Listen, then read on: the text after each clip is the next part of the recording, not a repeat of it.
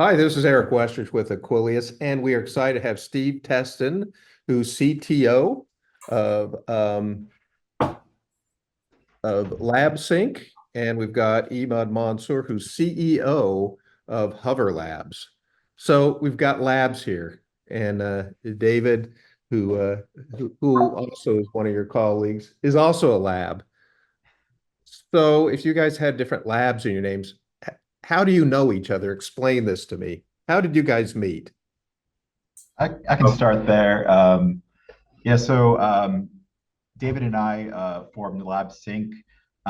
We actually, David, myself, and Imad all used to work at a company called Biosero, who is a software provider for lab automation. Pretty large company. They do work cell integrations and scheduling software for that. We all met at that company, and since then we moved on, and we kind of came together from consulting space, also in that industry. And David and I formed LabSync from we were all doing independent consulting. We formed LabSync because we had a good compromise of skill sets, and we were able to kind of come together and solve generic lab automation issues. We also, as part of LabSync, are focusing on bringing new technologies to the industry. And we were looking at using the planar motor tech, and we knew Imad from our previous job, and brought him in to lead that effort. So, Imad, how about you? Yeah, so I joined Biosero several years ago, and that's where I met David and Steve. And I moved into when I was at Biosero, I moved into the director of product, reporting to David. And my primary focus was on ensuring that all of the requirements were properly being gathered from customers and from our own field people and applications team to ensure that the software package that we were developing for automation was meeting all of the requirements and growing and expanding as needed. So, Steve, labs, why? Take me back to the first time you said, labs are really cool. I love labs. When was the first time you came to the realization that maybe you wanted that to be part of your life? Sure. Yeah. So actually, I don't have a science background. My background is in mechanical engineering. It's a science, not in biology or chemistry terms, but yeah. I started my career really fully in automation space, not necessarily in the lab space. And I started at defense contractors and focused in that aspect, automating manufacturing processes for taking it from R&D phase into production phase. I then switched gears when I found the job at Biosero. I was looking for something on the opposite end. I was looking from developing projects for military applications to something lab automation really appealed to me, as I felt like taking the automation power and really using it to better the world. So got into lab automation and been there ever since. So been focusing in lab automation for the last almost 15 years now, 10, 15 years. And yeah, working with a wide variety of labs, more so on the design and automation side. And Imad, why labs? Well, I started life out as a biologist, and I worked in high throughput screening back in the 90s for a big pharma company, Wyeth Ayers Research, which later was acquired by Pfizer. That was at a time when lab automation was brand new. We were tasked with building an entire automation team to be able to transition from or grow our capabilities from several hundred samples a day to tens of thousands, if not hundreds of thousands of samples per day. We achieved that accomplishment within the span of 5 years back in the 90s because the technology was growing significantly. We had a significant opportunity at the time to work with vendors who were looking to build out the tools for lab automation. And so we worked very closely with many different vendors, particularly at that time, Zymark and a company called CCS Packard. They were one of the very first to provide a successful 384 channel pipetting system. And we were one of the early adopters of that.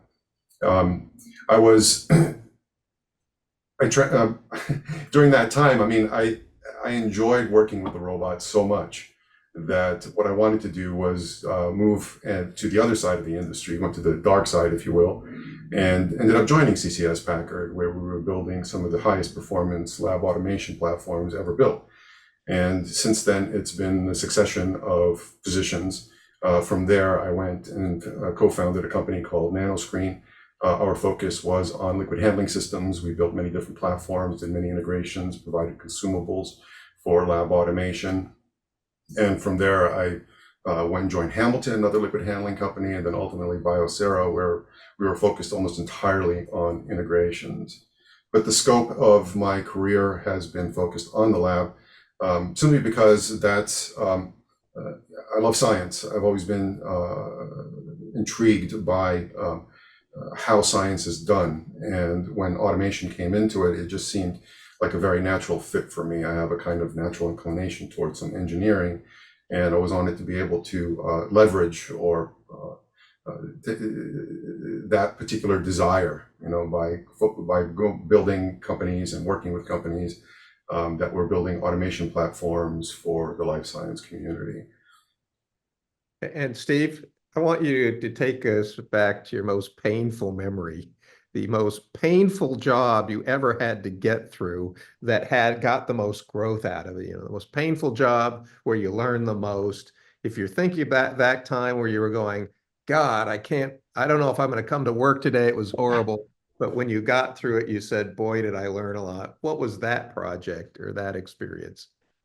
Yeah, that's a toughie, but I could say, you know, at my time at Biosero, I led the automation department, all the automation engineers and design engineers, and our job was to deploy or design, build, deploy all these large automated work cells for customers. In my time there, we deployed over 100 of them, and some of them were much more challenging than others, I'd say.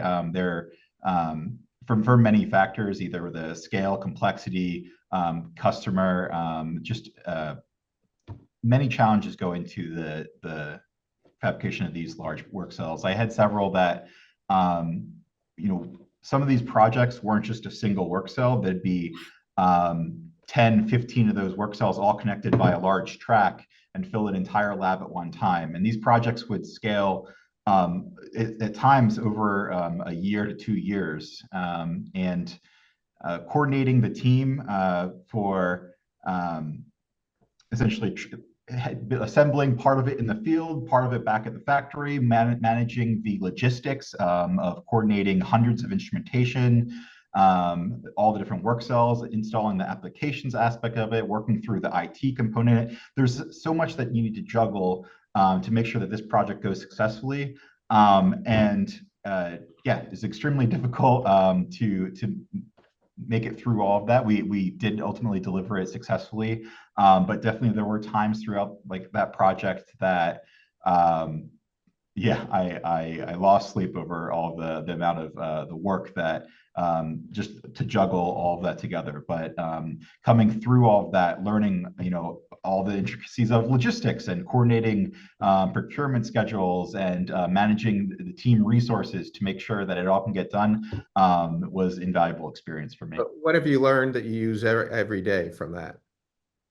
Every day. Every day, what is that? Yeah, so task organization, I'd say I've gotten a lot better at organizing my many to-do list and organizing all the many things that need to get done, and the complexity of these projects require thinking beyond just the single design aspect or the ordering aspect. You need to kind of organize it all together, and just general project management and organization has really yeah, I've really grown in that aspect. It's really been important to make sure that's successful.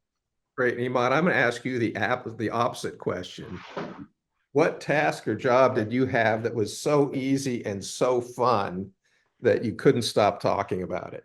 Of course, you give him that question. I'll give you the hard one. Yeah, it's funny. We learn more from our failures than our successes, don't we? I would say that was fairly early on in my career, when I had been working with a particular automation platform that was very difficult to program. But working with the developers and the engineers behind that platform, we were able to make significant modifications to the underlying control system at the PLC level, as well as the control software that was at that time all script-based. So working with that team and on my end, developing a script programming methodology that significantly improved the rate at which a user could build their methods on that system. It was an incredible time savings. It turned out to be quite successful for our customers who were very pleased with the way that worked out. But what it showed me was that don't be limited. Don't be limited by the limitations of the system that you're working with. Always dig in and try and find a way to make it better. And if you were to ask me what I've learned, it's that, and I try to do every day, is two things. One is that it can always be better. Regardless of how well you think your system is running right now, you can always find a way to make it better, to perform better, to be able to get better results. And the other thing that I would say that I carried into my waking life is that focusing on the customer is critical, particularly in this business, because the relationship with the customer between our industry and life science it's almost codependency, I would want to say. They rely on us significantly for their success and vice versa. So what I've learned is that it's not enough for me to be customer centric, but the people I work with, the people that report to me, it was important for me to try and cultivate that sort of ethic as well, that to build a customer centric mindset within my organization is a critical piece of my process now. So since I gave you the hard, tough question last time, Steve, I'm gonna give you the easy one. So we're all at happy hour, which means the week is over. We're feeling really relaxed or good. There's like no filter. We're just going out. And Steve says, labs are so great because just the impact it has on the world. You can, every project that we have that we work on really has some great positive impact. You can feel that the work you're doing really has meaning in the positive meaning in the world, I'd say. And in response, Imad says, no, labs are terrible. They're so bad because because scientists don't know what they want. They know in principle what they want, obviously, but many of them come into discussions with us not being completely knowledgeable about automation and its capabilities. So it's often a struggle of with the customer, or negotiation, if you will, to try and contain the scope of the project. Oftentimes, or those particular customers that want a system, a turnkey system that can do everything from start to end, usually are the more naive users. I hate to use that word, but the ones who don't have the experience, the time spent with automation. What I've learned over the years, and I'm sure that Steve can probably say the same thing, is that especially to those newer people, the people newer to automation, is think about your entire process, but then look at the most, the highest impact section of that process, and start there. Build your automation around the one area or that one collection of sequence of functions that is going to give you the most value, and learn from that, and then build and expand, and that's how I would respond. But at least those customers that want the most probably have the lowest budget. So at least you have that going for you. Truly, yeah. So Steve, what are you most excited about that you think is going to happen to do with this lab automation in the next 1 to 3 years? If there was one thing you could say, this is the game changer, what would that be? Yeah, we're working on a lot of cool new technologies in LabSync, and a lot of what Imad's working on with Hover Lab. So we're utilizing planar motor tech for lab automation, which at the moment is really only used as a transport mechanism. We're also investigating lab mobile robotics, so utilizing autonomous mobile robotics to essentially autonomously move samples and become a true lab assistant around the lab. So working together with not just the work cells in transferring plates between different work cells from as opposed to standard track-based systems, where it also is able to convert a currently operating lab into a fully autonomous space. So a lot of cool new things are coming out soon, and it's great that LabSync we're able to kind of be exploring those new technologies. And Imad, in order to get there in this lab, what is the single most difficult challenge that we're going to have to overcome to get there? To begin, the biggest challenge that I see right now facing the lab automation industry is that automation in the lab, let me backstep. The gap in reliability between automation in the lab and automation in other industries is significant. The quality, the performance, the reliability that you see in automation in other industries, if you're like chip manufacturing, for example, is so far ahead of the reliability and performance abilities of automation in the lab that it makes it feel like lab automation is still in the Stone Age. It does come with a lot of incredible complexity because we have to be able to integrate and control many different devices from many different vendors, all of which are built to varying levels of quality and reliability.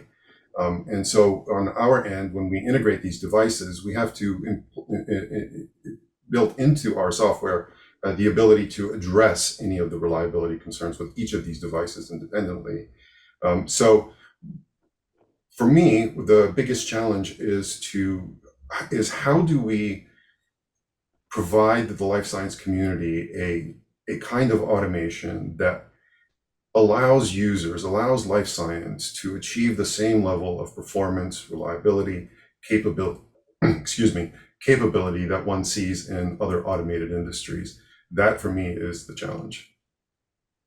Very good. So let's talk about impacts, and I'll ask you guys both this same question so you can think about it. Let's say I've never even heard of a lab, never been in one. What would be the symptom or indication to me that what you're doing is have a real impact on my life? Is it going to be the speed at which things come out? And I'm going, wow, I don't know what's driving that. Would it be the cost? What do you think is this, if we're just to pick one impact that you think would be most important, Steve, what do you think that impact would be to me, who in this case has never even heard about a lab? Specifically for automation in lab. So obviously lab and life science are I mean, the scientists are going to get, oh my God, this is good. Production, manufacturing, they're going to get time, money, check, check, check, check. They're gonna see that right away. And even the lab owners, the company owners are gonna go, wow, look at our profits going up, our costs going down. They get it. What do you think I would see on the outside that all these labs becoming automated is going to have that global impact that maybe consumers don't really understand what's going on, but they know something's good there? What do you think it's going to drive? Sure. I mean, there's many advantages to implementing more automation systems. I'd say, yeah, reliability and scalability. Essentially, I guess two different. That's two. We want to ask for one, but it allows you to because you can work on smaller scales and use robotics to automate manual processes. you can really quickly scale your tests, make sure that they're being repeatedly run, and operate in a much more efficient manner than that humans can in a day-to-day space. So all of your results are getting amplified because you can run many more samples. You can run them with confidence that that there isn't any human error into it, and track all of the data that is coming off your processes than that you would more so than you would be able to do it manually. So one thing you may say is I may hear on the news they're working on this thing, and then all of a sudden, wow, that didn't take long. So I can see the speed at which these things I'm hearing at may come faster. Yeah, I mean, you're running significantly more things in parallel. You're running you're running more at a time and more efficiently, and you're really able to accelerate all of your science, I'll say. For example, COVID vaccines are something pretty much everybody knows, and they kept hearing what a miracle it was those came out fast. What I'm hearing is we may see more of those miracles without understanding how they come from the consumer side of things.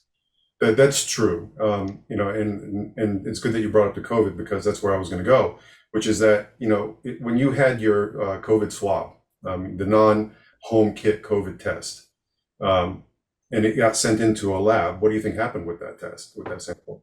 It went onto some sort of an automated platform. There was no way that human beings were going to be able to process the hundreds of millions, if not billions, of COVID tests that were performed during the years of COVID.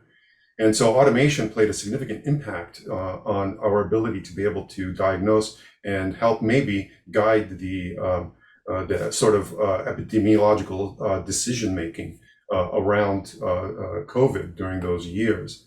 But it goes way beyond that. Any diagnostic test, any cancer diagnostic test that you did, any blood sample that you took, any drug that's been developed over the last 30 years, has all been touched by automation, some more significantly than others.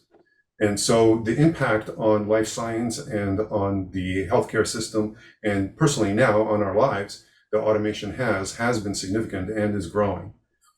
But as the world tends to throw curveballs at us and change, our ability to respond to that is also tested. So kind of what I'm hearing, if I'm listening right, is, we're able to be up to bat to hit that curveball more likely to be there to bat than before. In other words, our ability to respond can increase at the speed of the problems that we Yeah, have. there's a lot to unpack with that particular one. It's a pretty challenging issue, right? It's more than just having the technical ability. I mean, the technical ability obviously was there. We were able to build and establish testing pipelines very quickly. We got to a vaccine within 10 months. This was an incredible accomplishment. But most of that was driven by political and social will, more than just technological one. And collaboration is a piece of that. And Steve kind of hinted at the fact that you get different groups having to come together to do things is part of that too. So collaboration is part of that. So Steve, let me ask you this. If there was just one thing you would hate to give up if you had to change jobs today, you're saying, no, you can't do what you're doing. You're going to have to go back and do engineering and design a bolt for a airplane, whatever it is in the mechanical. If someone took your job away from you, what is the one thing you would most hate to give up about what you're doing right now? I mean, engineering problem solving, I'd say. I know that's kind of broad, but I love solving problems, working with new technologies, and exploring where they can fit into new space. So the design work that goes into that, the programming that goes into that, just really just solving problems, and being an engineer, I suppose, is something I have a really hard time letting go of. And Imad, if the particular job you're doing right now, Hover Labs, if they said, oh, you can't be CEO anymore, you have to change jobs, what is the one thing you would most hate not being able to do or having to give up that you do right now? Kind of what's the best part of your day? The best part of my day, the best part of, where I've come to in my career at this point is that I get to think about the big picture more. I get to focus on solving the bigger problems. And in automation, the big problem is, as I mentioned earlier, it's one of the huge gaps.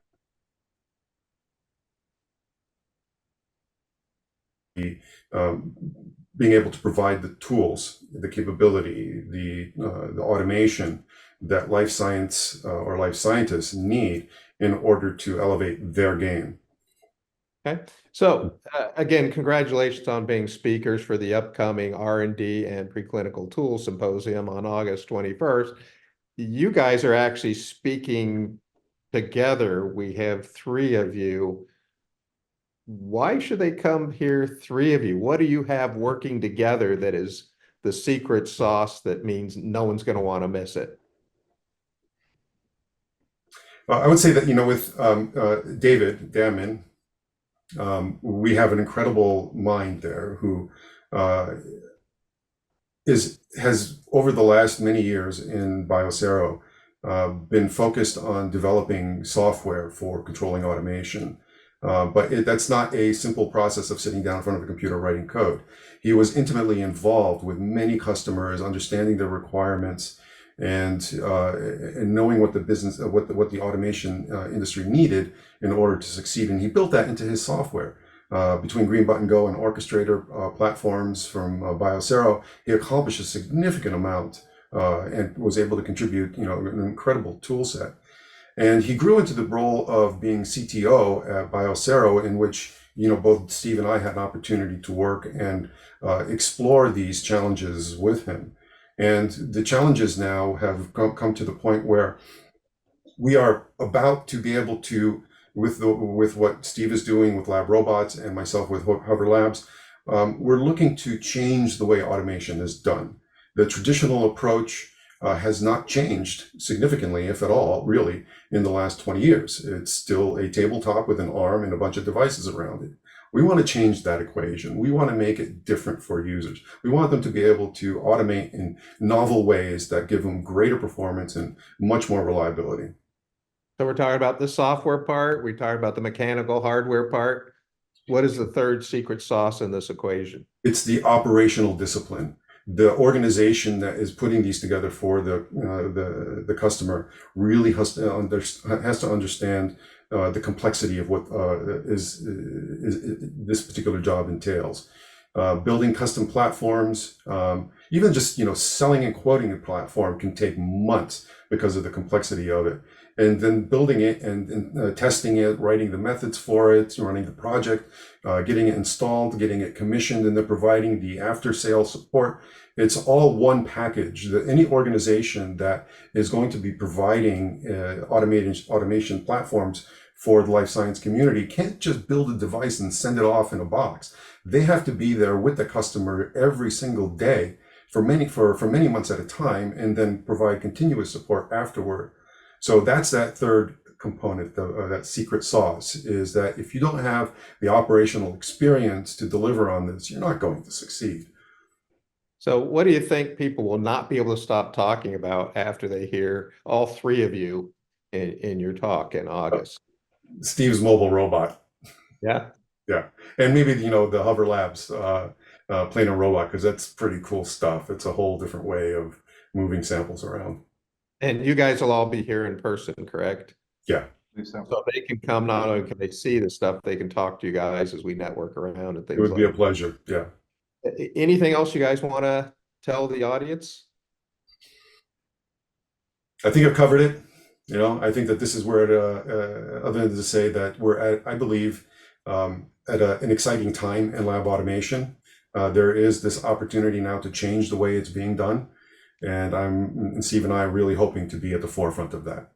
So in addition to seeing David and his mobile rollout, they'll be able to see Steve Testen from LabSync. They'll be able to see Imad Mansour of Hover Labs, and you'll be able to see software, hardware, operations, everything coming together. Don't miss it. There should be a link at the bottom of this so you can register for the symposium, and I'm sure everybody will not want to miss that. Thank you guys for being here. My pleasure. Yes.